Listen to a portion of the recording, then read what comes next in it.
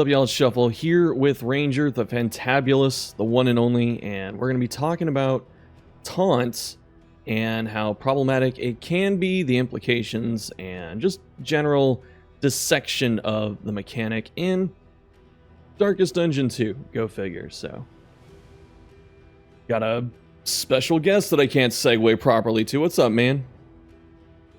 Hello. Thank you for having me.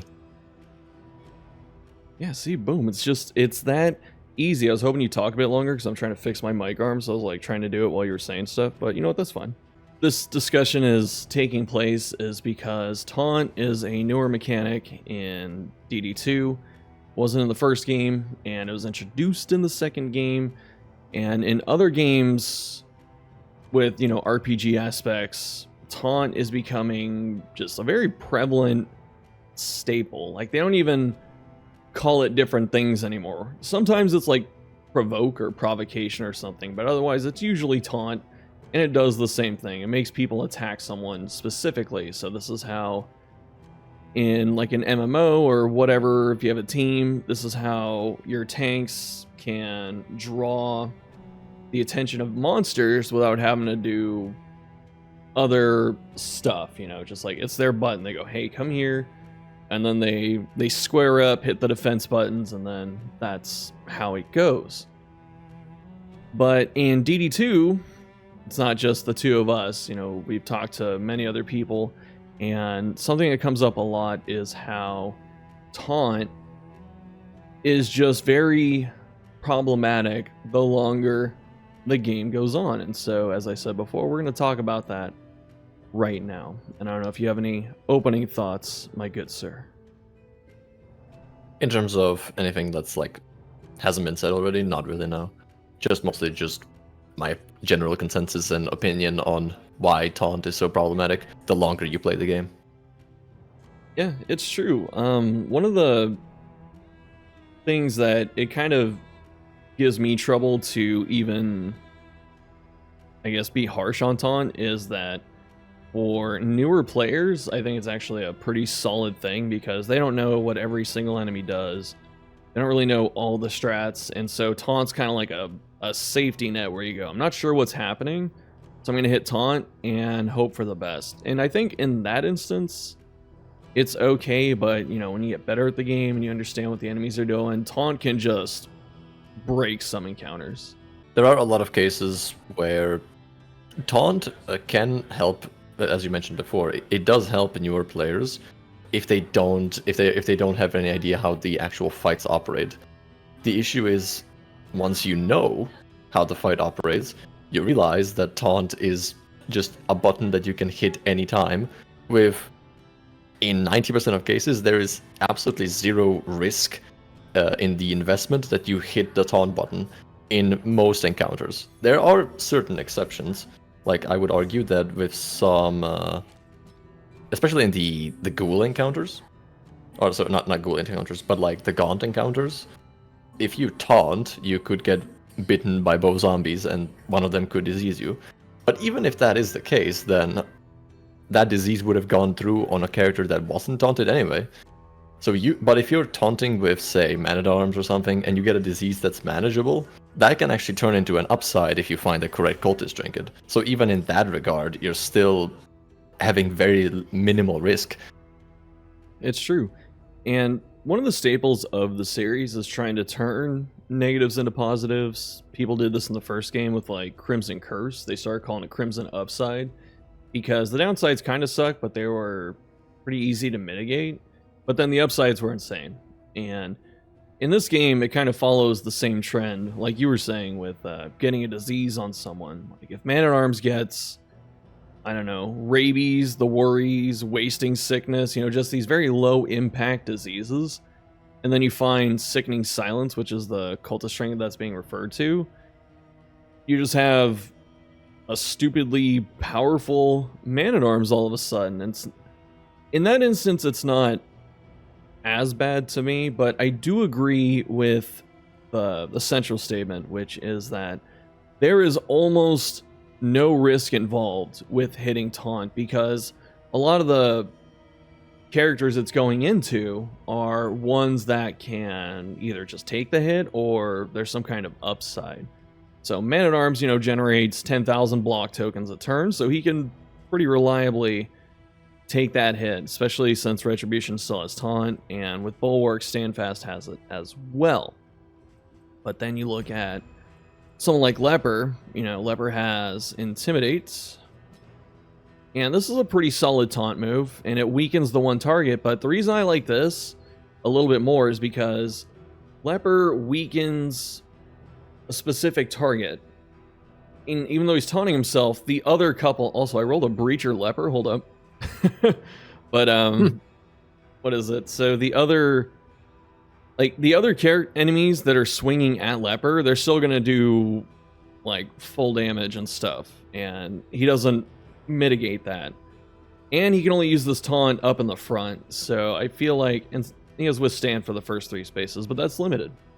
But I think with Leper it's actually a bit better designed and okay, whereas with someone like Man-at-Arms, when he taunts, like I said, he gets riposte, he gets a bunch of block from 14 sources, and so it's just all upside. There's no risk. He has a ton of HP. He's gonna be fine. He can take some hits. His resists are okay at 30 each. Meanwhile, you have Leper, whose dot resists are just trash. And then when you get Hellion, for instance, she has a passive that few people know about, where she ends up getting more damage the lower her health gets. So as she's sitting there spamming taunt, she's getting stronger. And honestly, the only characters that really have a downside with taunt when they start getting hit is Grave Robber and probably Duelist. I would argue that even Duelist is kind of okay taking hits, because I don't know if it's Wanderer or which path it is, but one path allows her to self-heal on riposte hits, and I don't know if that's Wanderer or if it's tied to a specific path. I think I know what you mean. One, she can heal on riposte hits, and I think another, she gets regen on a kill. But yeah, one of those two. But it doesn't matter, because even Man-at-Arms has a self-heal with Crush, Hellion has a self-heal, Leper has a self-heal, and Grave Elbow also has a self-heal, so even she doesn't really care. Yeah, that's true. Honestly, I guess the only thing that the more squishy characters are looking out for is just a one-tap. But those are few and far between, and usually you can plan ahead for that. Unless you're running Intrepid, in which case you just die. Yeah, I don't know why the Intrepid buffs are so dangerous, man. Having it so... yeah, they really need to put this somewhere where you can see the freaking effects. It's in aggressive stance. I think it is you dodge, you deal 20% more damage, and receive 40% extra damage, I think. Yeah, so you dodge once, you give yourself a vulnerable token for 2 extra damage.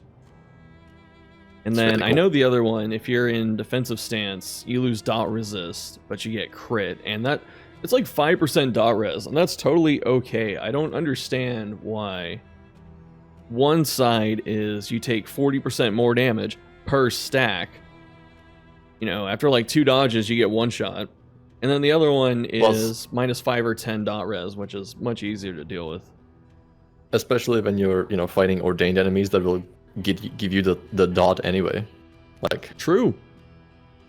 Yeah, for those unaware, ordained enemies have a natural 10% resistance piercing on, I think it's just dot moves, but maybe it's every move. I can't remember. It's just dot. Okay, thank you. I almost disqualified myself for a second. But this is not even the most egregious example. The most egregious example is Flagellant with more. More is quite possibly the most brain dead move that Red Hook has ever developed.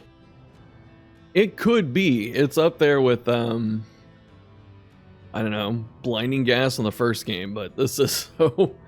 I completely forgot about this. Yeah, this move is so ridiculous. I'm surprised that the funny part is that they gave it a 1-round cooldown, as if that is ever going to matter. I know, you get 2 taunt tokens, so what ends up happening, the loop with Flag is just You hit more, you take a couple hits, and then your next turn use Punish or Sepsis, you know, and if you get a turn where you can use Sepsis after more, you literally slingshot his HP from like 5% or 0% to like 90. And it's pretty crazy that he's capable of doing that. Every couple turns, he can do this if he needs to. Especially like, and it's even more egregious because of percentage healing in this game. I always held my stance that I didn't think percentage healing was really the greatest idea, but now that it is in the game implemented, look at Flagellant's max HP, like his actual max HP, and then consider that with each token on upgrade, he's healing 15%, so he heals 45% with 3 tokens. Like, that's a lot of HP, especially, and if you give him food at the inn, it's even more than that. Yeah, even without the memory that I have right now, if he eats, he's up to 60. You know, 45%'s like 27 or some shit, 26, 28. Every 2 turns on someone that gets stronger, the more he gets hit. Like, there is no risk involved with hitting this. You know, people go, oh, well, he might hit death's door and die, and it's like, it's too hard to finish this character off. He's too good at surviving. He's got too many tools. He's got a lot of HP. Does he have he has higher DBR. Sorry, go ahead. Like the only conceivable way that you hit Death's Door with Flagellant is one of 2 ways. When you taunt, you get like double crit, which leaves you with like 1 HP, and then you hit Punish to give yourself the 3rd token, and that puts you at Death's Door.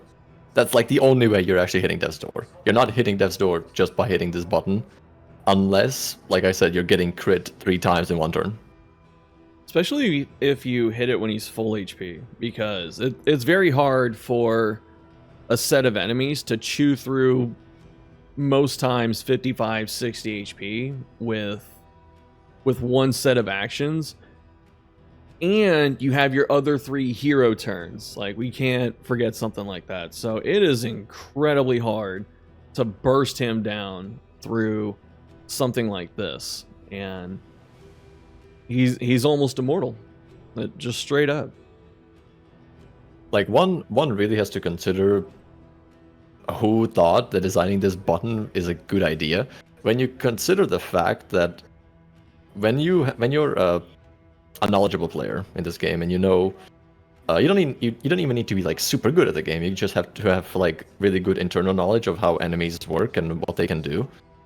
And you realize that the taunt button, especially this one, on this character specifically, is basically just a rebranded stun, except it's even more brain dead easy to hit because you don't pass any checks. Yeah, that's the other crazy thing about it. Since you taunt yourself, and when you taunt yourself, it's irresistible, that like there's no chance of it even failing. And in the case of Flag, with him being able to heal himself back up as easily as he can, even without hitting a follow-up like Sepsis, just the fact that he can heal half his HP almost with 1 move every other turn, he's essentially stunning 2 random targets per turn because he doesn't really take any damage after that. Maybe 1 or 2 points of stress randomly, but that's it. And the enemy sinks their entire turn into hitting him. It's even more funny when you hit a taunt button in the Tangle, because Drummer has this condition. It's a pre-programmed condition that if somebody on your party has below 50% HP, he will guarantee use Focus Fire on them. But guess what? If you have a character that's taunting, that move becomes completely invalid because he will hit the taunted target anyway, and probably give them more taunt. So in fact, the game is actually helping you by doing that. It is, and that's one of the funniest things too, because, you know, whenever I fight drummers, it's like, if I get a taunt up, you know, after round 2 or something like that, I feel pretty safe, because I'm like, if he hits Focus Fire, it's going to this person. And Drummer's an interesting point, because with Drummer, it was the one enemy that really bullied the player with Taunt. And guess what? The players thought it was so irritating and unfun that they took Taunt away from him, and they gave him Guard instead. So just that alone, I feel like, should give people a good idea of how strong this can be. You know, if the enemy has it, we hate it, get rid of it. If the player has it, I love it. I think it's fine. Kidding. It's very I don't want to say this word. It's kind of hypocritical from the player side, although obviously the enemies don't have feelings, so it's like Yeah. you can't really compare it that way. But it does raise the interesting point where, like, even in early access, people already just hated the fact that Drummer gave Taunt with defensive formation. But the biggest reason was because Drummer in it's especially the triple foot soldier and one drummer mash, where he just hits defensive formation every single round, which could potentially cause the player to just not be able to kill the drummer before everybody's dead, and they just get hit with death before dishonor. Yeah, especially because is it defensive order or formation, or is it defensive order? I can't remember what it's called. It might be formation, but the name's irrelevant. Basically, just the foot soldier order. Yeah, but you know that order gives the foot soldier like 2 block plus too, so you're not. It's really hard to chew through that because a lot of the times your damage dealers are forced to swing into it, you know, so you have like damage over time, but you know, just since you're forced to hit them and you can't do much about it, what would happen with that mash is, like you said, you would just slowly chew through the front line, and by the time you're able to hit the drummer, like you get rid of the taunts on the foot soldier, it'll be like your man-at-arms turn comes up and he can't even hit rank 4, that kind of stuff. So what ends up happening is the drummer just locks down the entire team for several rounds. Like, it was not uncommon back in the way early access days when road fights had a 5-round timer for drummer to time your ass out consistently. And then they removed round limits on certain enemy mashes, but not double ghoul. Well, they did remove it on double ghoul, but that was actually a buff to the fight. So you can imagine that the 5-round limits were just not a good idea to begin with. They weren't, but yeah, with ghoul it was like, you know, having 2 of them, it took longer than 5 rounds most of the time to take them both down. So it's like, a lot of the times when you fought the old double ghoul with the 5-round timer, you're just thinking, okay, I just need to survive 5 rounds without anything catastrophic happening. And when they took that away, it's like, oh, I have to kill these now. I would like to, I want to raise a point here with the fact that I call Taunt rebranded stun, but I call it that simply because of the actual issue that arose back in early access of DD1 even, but it persisted until the full release, where stuns, like stun buttons themselves, were never really the issue. It's the fact that you could stack stun trinkets, which allowed certain characters, such as a cultist, to just have a guaranteed 300% chance of stunning. A little bit lower, it's like 220, but with a crit. Yeah. But no, I get what you're saying. Like, the trinket support was bonkers, and that's why it feels like they kind of over-nerfed it in some ways, because they made stuns harder on the player side, because you have to set up combos, you have to have your turns in the right order. Sometimes you have to, I don't know, go for the double days, which honestly is just a meme at this point. And they also took away the trinket support. So it's like stuns got completely neutered and sent into the ground. And it's not that way for the enemy side. But not on the enemy side. Yeah, as you were saying. And the reason being, you have to consider the fact that there is a single character in this game, that being Bounty Hunter, that has 3 stuns. And his 3 stuns are on several round long cooldowns, like 2 or 3 rounds on. I think No Escape even has a 4-round cooldown, maybe. No escape's like every other turn, but every other turn. Okay. Yeah, same with I think uppercut. I think uppercut is 2 rounds. It might be. I'm trying to find. Duelist has antagonist coup de grace. Yeah, that's the only other one. And what's funny is This essentially has a soft cooldown because you have to get into the stance to use it and then fire it. And then when you fire it, you lose the stance. And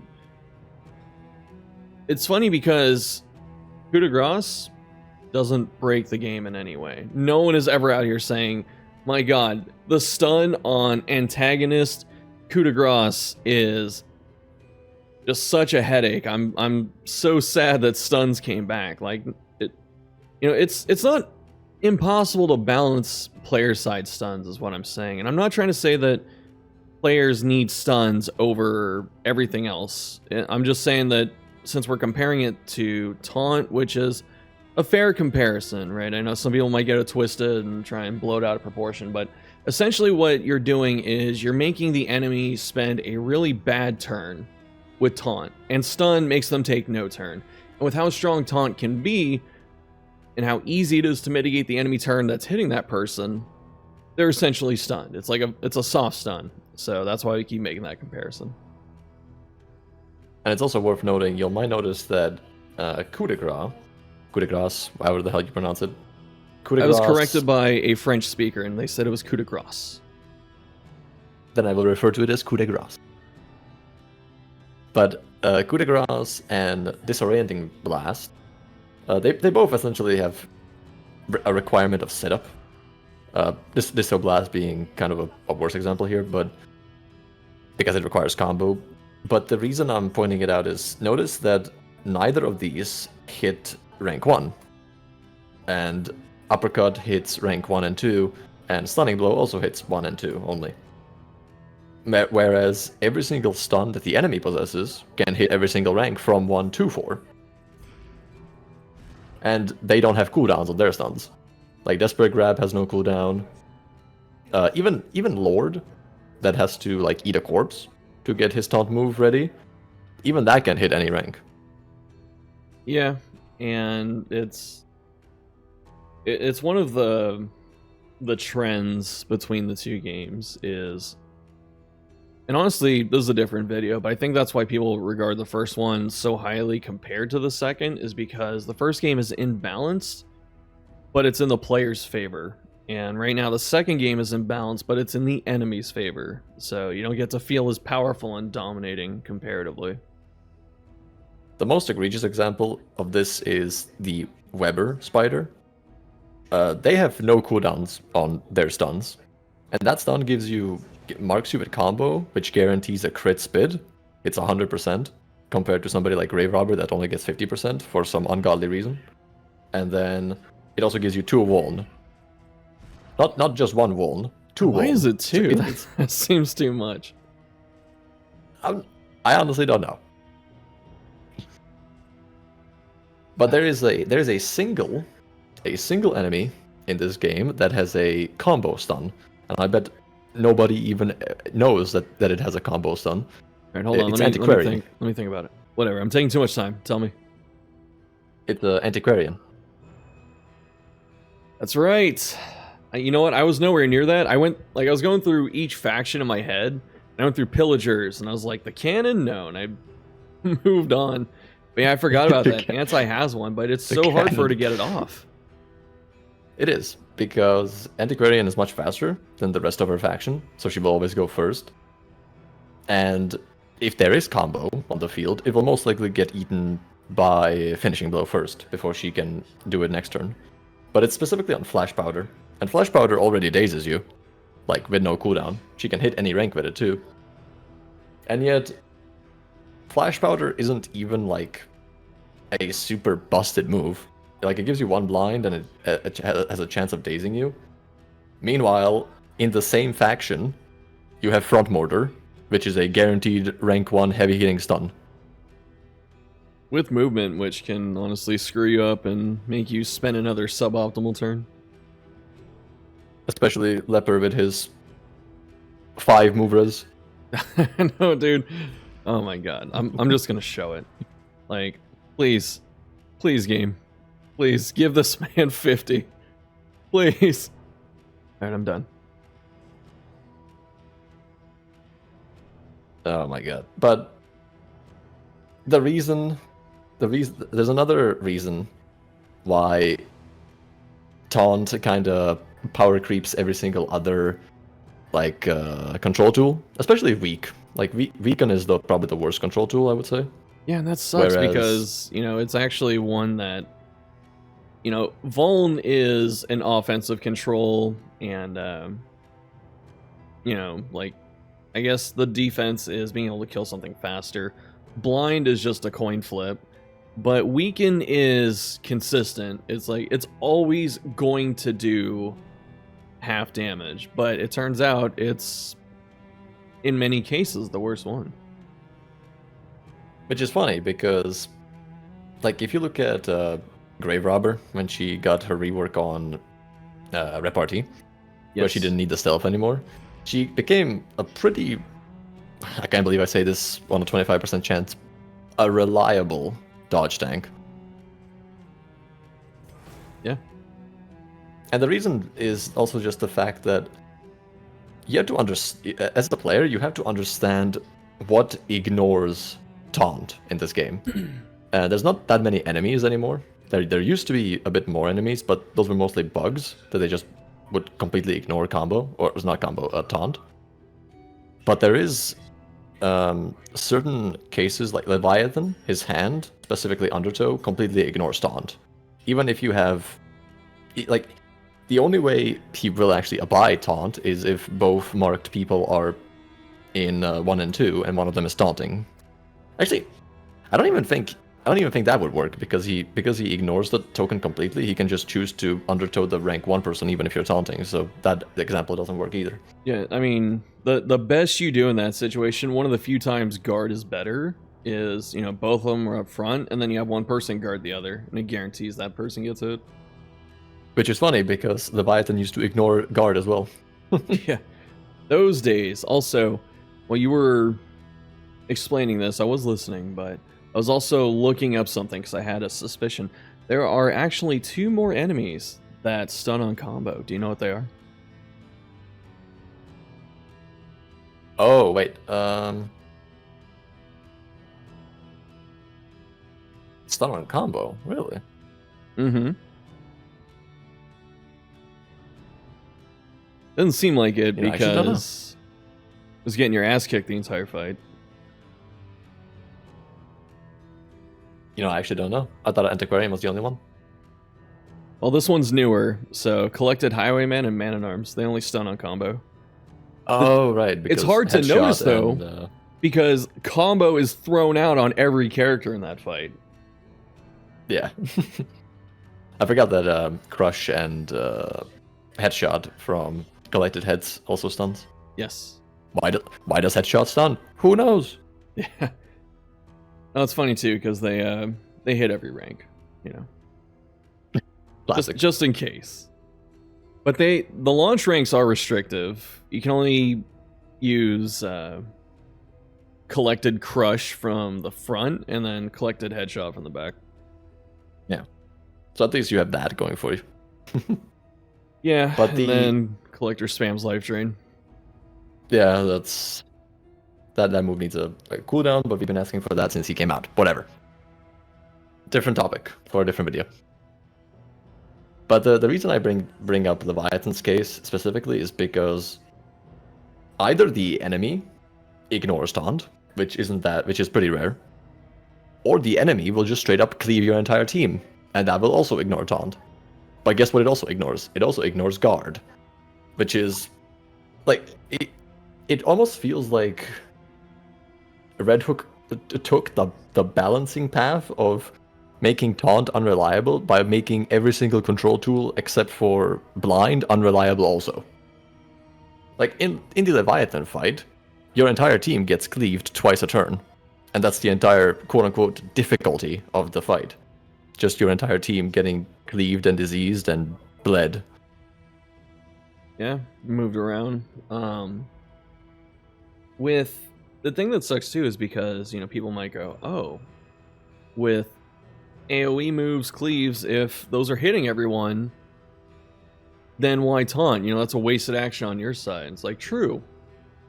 But so is pretty much anything else, Like, this is a similar example to why people hated focused fault when it first came out, because when that enemy came out, if you skill issued, so to speak, you could end up with your entire team having scene tokens, and then you just get crit 60 to death over and over again, twice a turn. The memories. And like especially even with Leviathan, like all strategy goes out the window when your entire team is getting cleaved. True. It's the same reason why people hate the final phase of Act 4. Like that also just completely cleaves your entire team over and over again. Yeah, that's the boss design special, which you may or may not know, but actually I made a video on that a while back. But that's pretty much been the answer to like a lot of bosses. Consider Docker, for example, right? Docker, imagine Make Way doesn't exist. Docker's actually fine. Mostly. Like he hits hard, but you know, you can kind of mitigate that. Unless he's ordained, then you can't. But but now, like, why is Docker so scary to fight? Because he has a 25% chance of hitting Make Way round 1 and shuffling your entire team, stressing them, damaging them. And if he got a crit token from Captain Lamau, right? Yeah, I think I got crit for like 16 by that when it happened, or 12. It was something ridiculous. I think he had strength. Yeah, that's why it happened. It was like crit 16 on the whole team because of Captain. Yeah. And like again, this is something a lot of people don't know. Docker has only a 75% chance of not being able to hit Make Way round 1. If he decides to really high roll, then he can just hit it anyway. I think they even nerfed that too. I think it used to be higher, and then they lowered it. I could Which be makes you wonder why. I don't know, because I feel like it. I really do feel like it used to be higher, and then when they lowered it, I was like, why didn't they just remove it? But I don't know.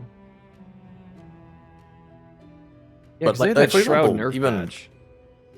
Yeah, and like the sprawl enemies are still stuck, you know, not being able to ignite in the first round. Like why is Docker special? Because thematic game has to be difficult, skill issue, Elden Ring best game. That's why. Understandable. I will say though, there are certain examples where taunt can actually get you killed, but those are far and few between. Like, one case is Exemplar. Like, if you taunt every single round against an Exemplar, you die. You just die. This is true, yes. One fight that actively punishes it, and it's because the unit can self-combo. Like, do its own setup and payoff, you know, with Prelude and then Fall. And so, that's the reason it's so devastating with Exemplar. And I'm not saying that I dislike it. I love Exemplar. It's one of the best fights. Probably the best fight right now in the game. But with Exemplar, he doesn't have to have someone else set it up for him, you know?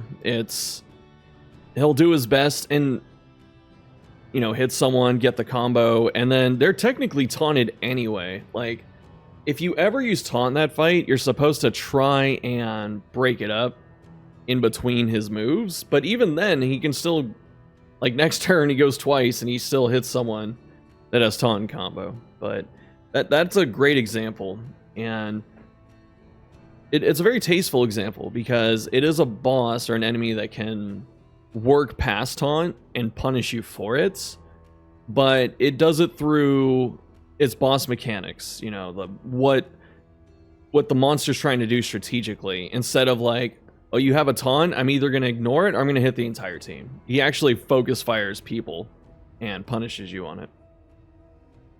Yeah. Which is, that's the reason why people really enjoy the Exemplar fight, specifically because there's many different ways you can approach the fight. If you're feeling really spicy, I guess you could also just completely tank the exaltation. But like, not only does the exaltation do quite a bit of damage, it then summons another enemy, which you have to deal with. Yeah, and honestly, if he hits Evangelist or Herald in that fight, the damage goes way up very quickly. Because First Trumpet is a very fun move. It is, and you know the crit spam Evangelist cleaving your front line to death with blind. Like if you've ever been hit by an ordained First Trumpet crit, you know exactly what I mean. Dude, that's like either 3x7 or it's 3x7, right? Because it's like 2 base, and then you get the extra round. It's bleed and burn. Yeah, so it's 4. Twice. So it's 4/7. No, 4 over. It's no. It'd be 6/7 at that point between the two of them, right? I think it's 2 bleed and 2 burn actually. I know, but I thought Ordainment increased the damage by 1 as well. No, it increases duration by 1. Okay, so then it would be 4x7. So that's still a lot of damage, no matter how you slice it. Yeah. But the reason we bring this up is just because if there's only a single enemy in this game that punishes you hitting taunt every single round, that should already give you an idea just how powerful the token even is. If you know how to use it, obviously. Yeah, even one of the few cases where Flag can actually die because of more. Because he can actually get ganked through a fall combo. And if you're doing Act 4 and the altar just decides to do a funny prank and give Exemplar 3 turns. Yep. That's like you just so bad. You just get hit, prelude, fall, and then prelude again. The blight, and then you get hit to Death's Door from the prelude. The blight takes on you and you die on the first check. It could even be worse than that. Like it could be prelude fall for the second worship and then exaltation like right then, or rapturous beauty, which is like a 50-50 chance to hit him. Yeah. It's so dangerous. Also, why does he have 75 movers? Flag? He's got Iron Stance, so he's plus 30. Oh. And I gave him the memory too. What? Yeah, maybe they should give Iron Stance base kit to Leper. I know, right? My Flag ain't going nowhere. Except the grave. Bruh. I don't think I've ever had Death kill him. Death's killed the rest of my people, though, before. I could make an entire separate video on why I don't like the Death fight. I don't know if I'm ready for that. I do kind of enjoy that fight, at least right now, but that's probably because I don't run Flag a lot, so I don't fight her that much. I like it thematically, but I don't like the way that it's handled. It does have some mostly just yeah. It's mostly just an opinion, though. It's not like it's not Taunt, where it's just objectively a terrible idea. Yeah.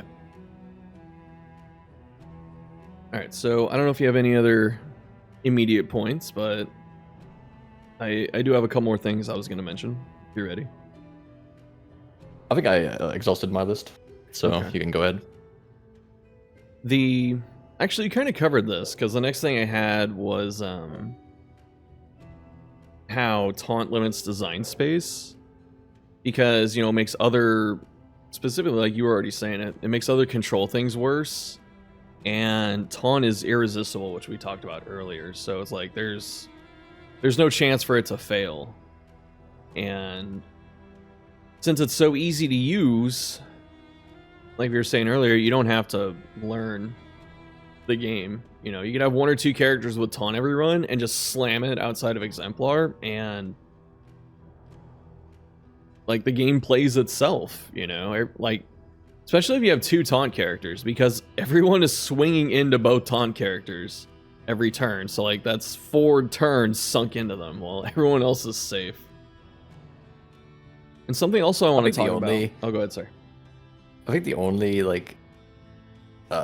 exception to that rule would be if you're fighting the barricades, but the barricades are just a terrible design fight overall, so I'm not sure if that counts. I mean, with the barricades, it's not even the fact they guard or whatever. It's just the amount of bleed that comes in. Like by turn 2, you could be bleeding for 7x6. It's so stupid. Yeah, it's kind of cringe. But yeah, the thing that I'm hopefully not blanking on, oh my god, that I wanted to say. I'm gonna take a second. When I did the fabled Stygian Grand Slam, the team I brought was Man-at-Arms, Highwayman, Grave Robber, Vestal, and I know we don't like Vestal too much around these parts, but the idea of that team was built specifically for FF, because that was the hardest thing for me, but outside of that, it was a team that had 2 guards, a taunt, sometimes 2 taunts. I ran Bulwark, and then like another guard in Sanctuary. So the whole point was to just draw enemy fire off of everyone except the other 2, and sometimes 3 other people. But yeah, just having something like that, you know, it's I like guard. I do, because you have to guard the right person. So I think it's, you know, got some skill in there. But just when you have something like that, a setup like that, where like it's not as bad as dodge stacking in DD1, but it feels like the enemies, you don't interact with the enemies. You just go, I'm gonna make all of you hit this person or these 2 people, and I'm gonna do what I want, you know. And that's what stuns were in DD1. It's like 2 or 3 of these enemies don't get to play the game each turn, and then I focus fire stuff down, and the fight's over in 3 turns. This has been a point that that you brought up even. I think you brought it up even during the Grand Slam like supercuts that I made somewhere in the middle. But you mentioned before that you brought Vestal and Man-at-Arms for double guarding your DPS and then just focus firing FF to prevent. Like, actually, FF is a great example too, because that at some point there was a strategy that came out where you could guard the person that had combo to prevent suppress from activating, and it would just go suppress over and over again. And how did Red Hook fix this? They fixed it by making suppress just hit the entire team.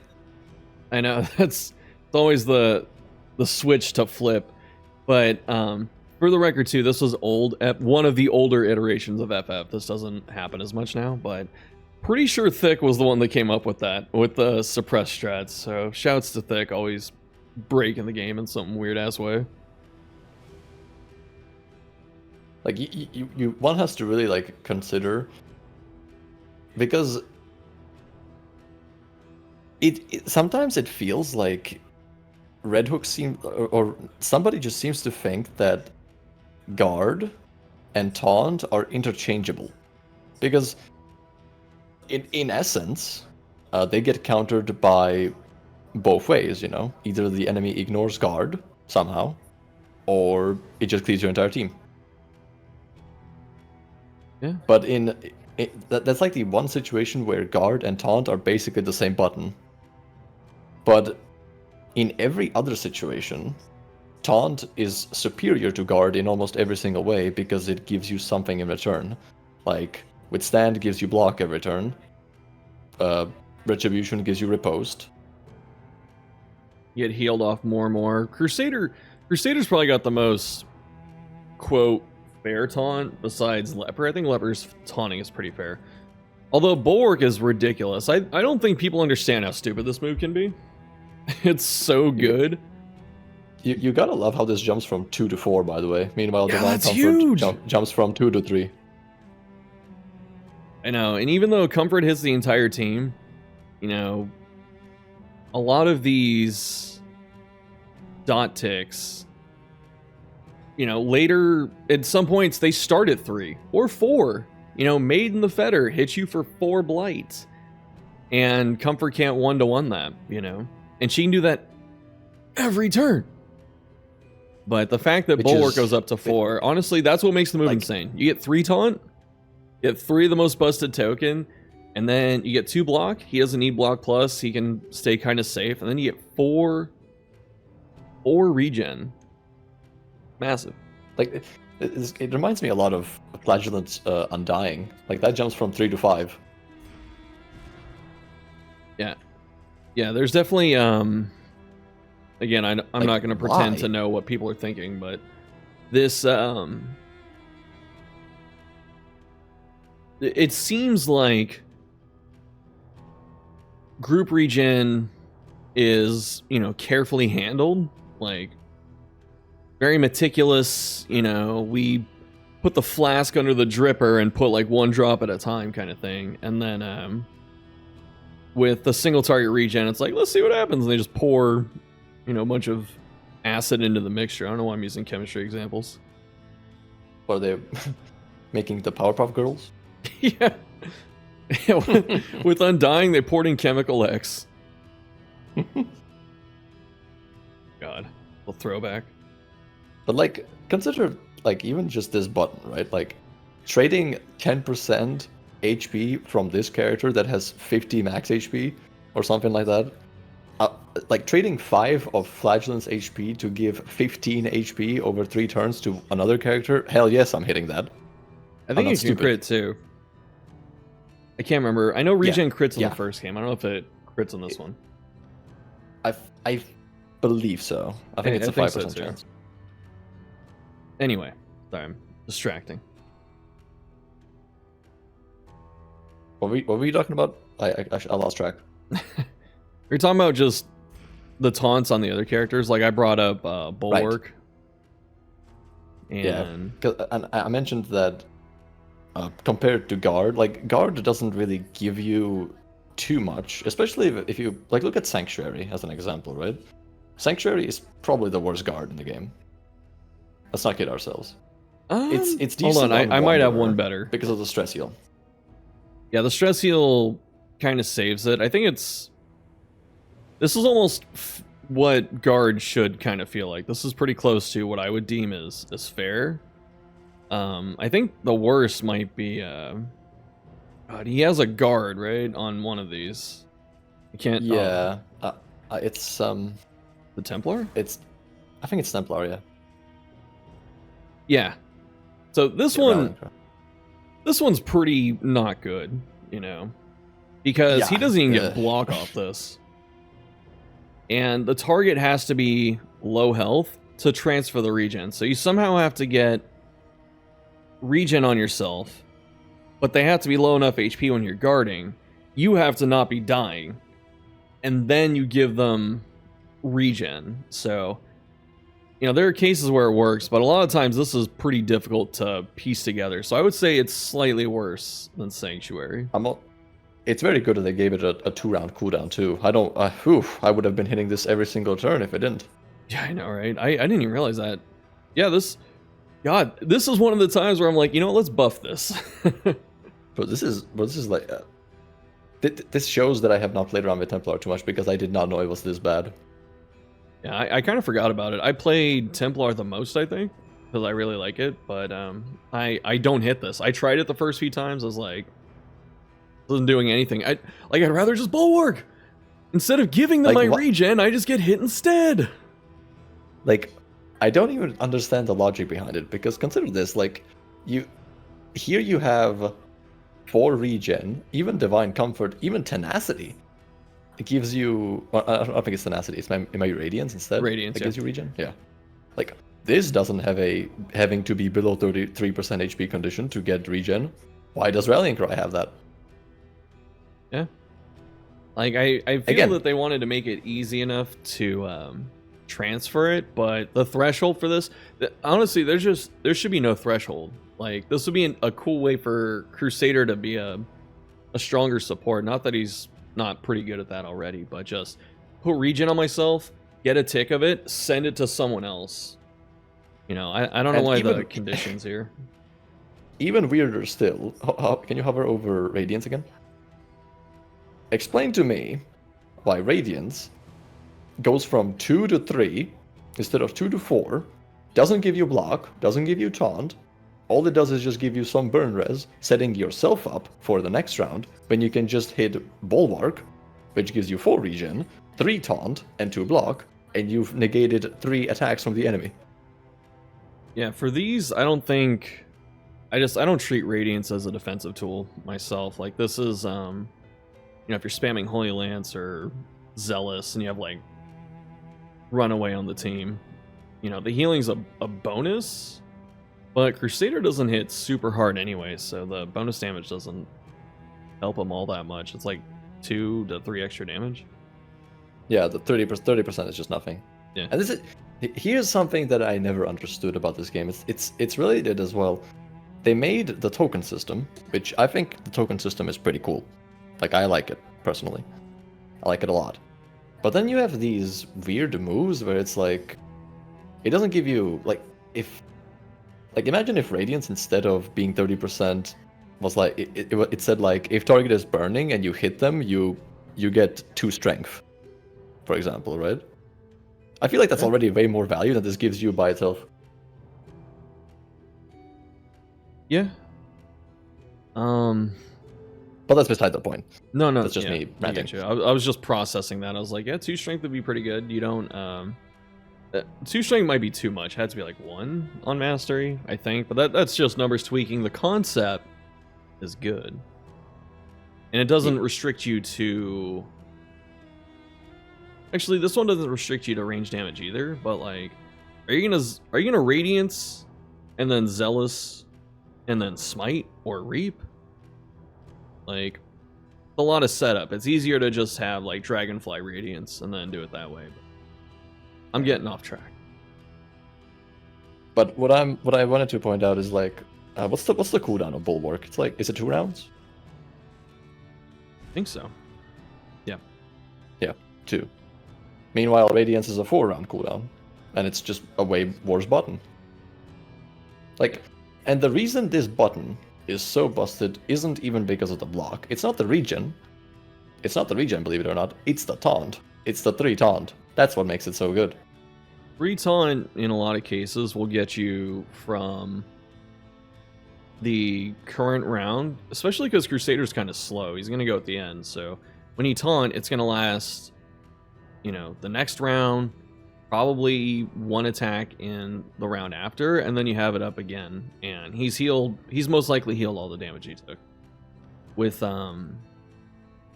Radiance, the one thing I can say it has going for it is, even though it's a cooldown of 4, it lasts the 4 turns, so it's always like it's never off of you if you want to keep it up. But it gave me the idea. Again, this is not related to taunt, but I was thinking, what if you get the space coke and you hit this twice? That might be good. Might be really good. It could be, if, you know, it wasn't so fucking hard to find. I know, right? Who thought that illegal space medicine from the void would be difficult? It's not just Shambler that gives it to you, right? You can get that from other stuff. Am I tripping? I think so. There's like 2 studies, I think. Okay. But something I also wanted to talk about, because you and I have talked about this already, but with Retribution, I remember when it got nerfed, I think it's been nerfed twice. It used to have no cooldown, and then they gave it a 1-turn cooldown, which did nothing. And then they gave it the 2-round cooldown. Mastery is the 1-turn, and then they took block off of it. And I remember talking to people, I don't remember if it was my stream or Discord or what, but I said the way to nerf this move to balance it out is to get rid of the taunt. The block was never the issue with this move. This character generates block everywhere, right? You got bolster, you've got defender, hold the line mastered. Actually, hold the line, it all gives it to you. Stand fast gives you taunt every turn. Upgraded, strategic withdrawal, that kind of stuff. Like, he has so many sources of block that this losing block doesn't matter. So getting rid of the taunt is how this move would have been properly balanced, in my eyes. And I remember one of the pushbacks I got, people said, but Shuff, if it doesn't have taunt, how do I trigger it? I think that symbolizes how much taunt brain rot we have when we think we need it. Because, like, Dismas doesn't have trouble triggering his riposte. You know, it goes off eventually. You know, it's up for 3 turns. Someone's gonna hit him at some point. I never really understood like that idea, because if you really want to look at it from a damage standpoint, like Man-at-Arms, his riposte move is better than Dismis's. If you were to remove the taunt and keep the block that it used to have, like Man-at-Arms just has a better riposte skill. Yeah, he can use it from anywhere. Like Dismiss, you can set up stuff like fixing team position and setting up point blank if you want to. Like, that's cool. But in terms of efficiency, Man-at-Arms blows it away. And it's even crazy because like this used to have no cooldown, and when it had no cooldown, this is all you would hit. And those were the Stone Age of early access, where you would I think it didn't have block to start, and then when you mastered it had block, but it was like no cooldown. So the entire Man-at-Arms gameplay was just retribution every single turn. And guess what? It worked, because this character is completely invincible. Yeah, especially with that. So we've talked a lot about Taunt and how good it is, and how much design freedom comes from having this little blue horn token. But how do we fix it? You know, that it's easy to identify the problems, because a lot of people can. You know, a lot of people critique stuff. They go, "Oh, this is bad," and then it's like, "Well, how do you fix it?" I don't know, because solutions are hard. I'm not faulting anyone for that, but a while back, I believe it was Lux, had a great idea where Taunt is applied directly to the enemy from the character. So instead of, what is it, Man-at-Arms taunting himself and then random enemies hit him, which is not how Taunt works in most games, by the way. You taunt a target and you force the target to hit the person. And so if you made it act like that in this game, that would be still effective, but also better. Because having it work that way means the enemy can resist the taunt, so there's risk involved. You also have to have some idea, possibly, of what the enemy can do. You go, okay, this thing is a threat. And if you don't know all the moves, you'd be like, okay, that size 2 looks dangerous. I'm going to taunt that. And it still gives you the other benefits. You know, your post still goes off, Hellion still gets low health. It's actually a buff for Leper, because the weakened target is forced to hit him and spend both weakened tokens on him, which is pretty cool.